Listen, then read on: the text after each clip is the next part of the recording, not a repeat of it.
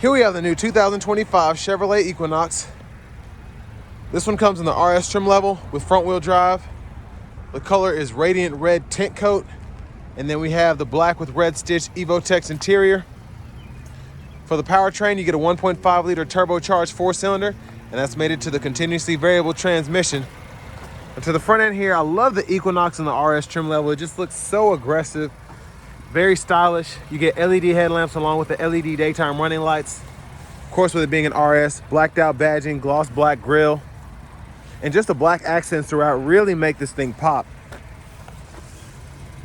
Down here we get these 19-inch aluminum wheels, which are very tasteful, I think. Kind of goes with the accents throughout, black mirror caps, badging, and all of that.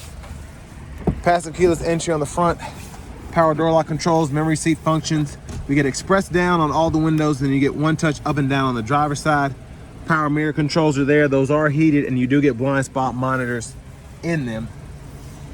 Power liftgate button there. Hood release, electronic parking brake, auto stop, auto hold. You get a manual tilt telescoping steering wheel. I'll cut the AC down a little bit, or the fan down, it's pretty loud. But here's the power driver's seat. You do get two-way power lumbar support. And love, love, love the look of the seats, and then having the RS stitch right there in the headrest. But big thank you to Chevrolet Buick GMC of Murfreesboro for allowing me to review this Equinox RS today. I'll leave a link below in the description. And if you're looking to find the best price on something closer to home, click on that second link down below. Takes a minute to fill out your info. I'll make sure the local dealers are fighting to get you the best price on one of these or any new vehicle you might be interested in. Now the RS comes standard with a ton of features, including the adaptive cruise control and the HD backup camera. But this one also has the panoramic sunroof, the convenience package too, which adds that power front passenger seat with lumbar support, cooled seats, and then you get the heated back seats. But $37,285 is a sticker price for all that. So pretty impressive. 26 miles per gallon city, 28 highway. But I have that seat up front adjusted for someone of my size, being 6'3" with longer legs. So let's go ahead and check out the rear seat room. So very impressed sitting behind myself. Knees are just barely brushing the back of the seat. Seat back pocket on both sides, and ton of headroom even with the panoramic roof where these seats are kind of down in the actual vehicle. So I'm pretty impressed by that. Again, 3-stage heated outboard seats, rear AC vents, 2 USB-C charge ports down there. And there's a view of the front from back here. Middle seat, bottle holders are there in the middle.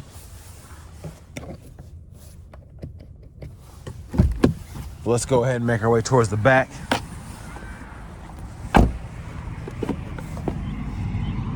Fuel filler. Now as we come around to the actual back end, we get full LED headlamps, tail lights, and with this radiant red, my goodness, it does pop, especially as the sun sets here.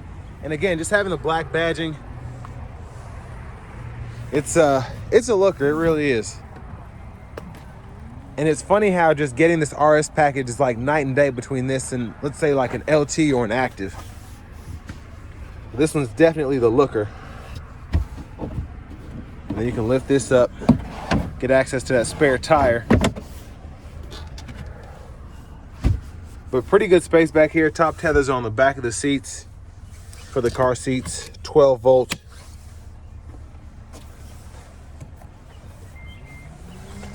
And there's a quick look underneath.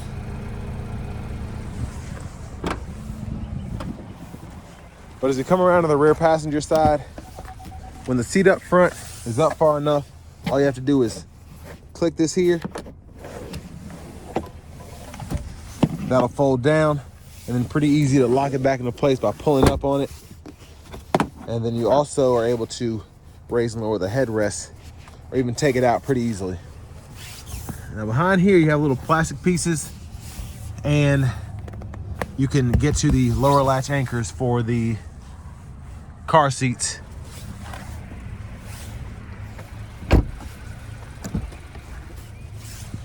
Now here's our power front passenger seat, again with the 2-way power lumbar support. That's included in that additional package. Glove compartment here. Love how they did this trim. Beautiful.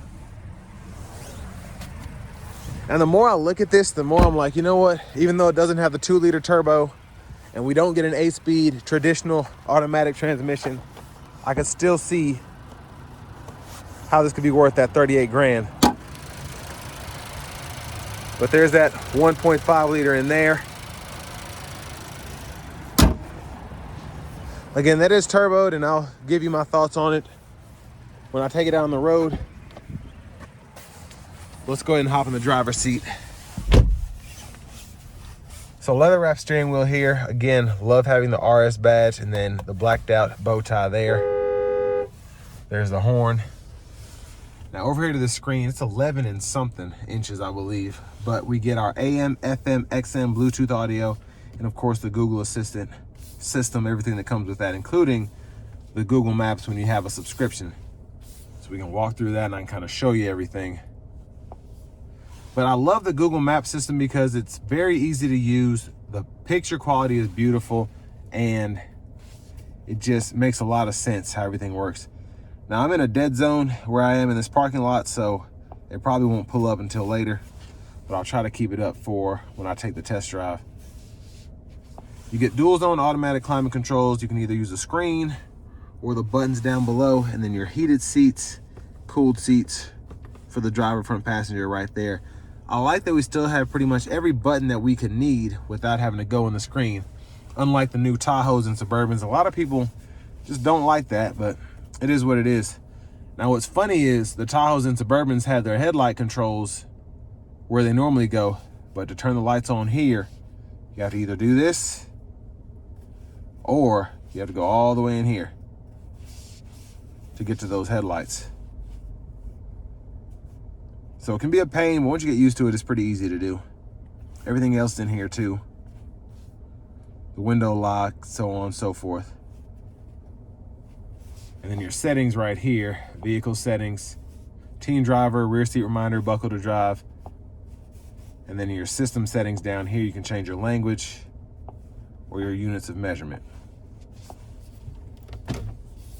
Backup cameras there, guidelines follow you as you turn the steering wheel.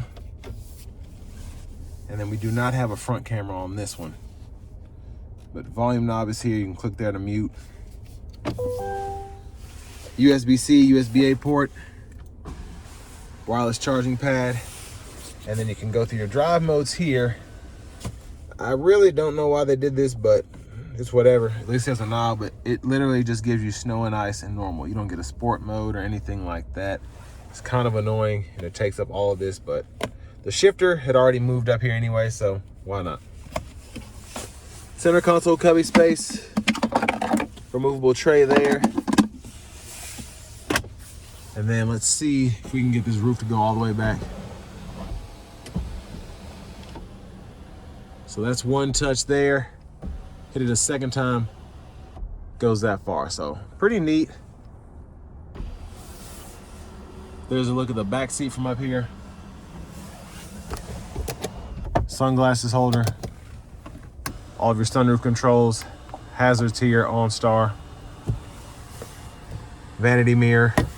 And then back to the steering wheel itself, wipers, rear wipers, fluid for the front, fluid for the back. And then again, to put this into gear, neutral, reverse, drive, park there. And then when you're in drive, hit this L, put you in a low mode, and you can manually shift with the paddle shifters behind the steering wheel. Now, since we get standard adaptive cruise, activate that, push of a button, set the speed, adjust the gap for that, cancel. And then over here, heated steering wheel toggle, audio sources, voice recognition, mute, Bluetooth, and then we can use this to scroll when applicable.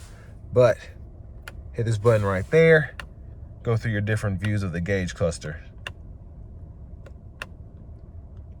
So you do get quite a bit to choose from there, which I like. Push button start.